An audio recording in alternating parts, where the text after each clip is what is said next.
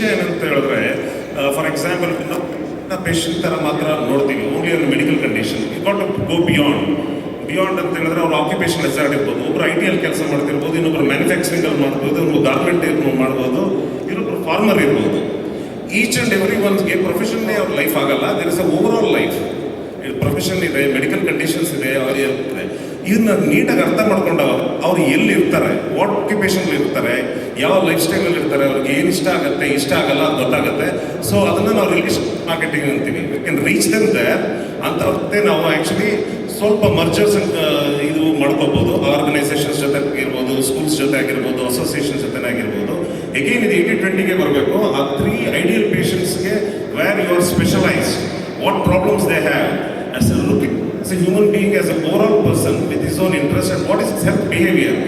ಏನಾದರೂ ಹೆಲ್ತ್ ಹೇಳಿದ್ರೆ ಅವ್ರು ಕೇರ್ಲೆಸ್ ಆಗಿ ತಗೋತಾರ, ಕೇರ್ಫುಲ್ ಆಗಿ ತಗೋತಾರ, ಅವ್ರನ್ನ ಫಾಲೋ ಅಪ್ ಮಾಡ್ತಾರ, ಅವ್ರ ಪ್ರೈಮರಿನ ಇಲ್ಲಾಂದ್ರೆ ಅವ್ರ ಕೇರ್ ಗಿವರ್ ಪ್ರೈಮರಿನ ಕಂಪ್ಲೀಟ್ ತಗೊಂಡಾಗ V can reach them at the right pockets and we can communicate them, we can English them, we treat them really well. ಆ ಟ್ರೀಟ್ಮೆಂಟ್ ಬೇಕಾಗಿರೋ ಇನ್ಫ್ರಾಸ್ಟ್ರಕ್ಚರ್ನು ಇಂಪ್ರೂವ್ ಮಾಡಿ post patient management ನೋಡ್ಬೋದು. That post patient management will always give that word of mouth advertising which cannot be bought by money. So there is a process of how you reach, engage, serve and do the post patient management, and that is what is going to yield big results. That's exactly the question. Yeah, so just to conclude, I think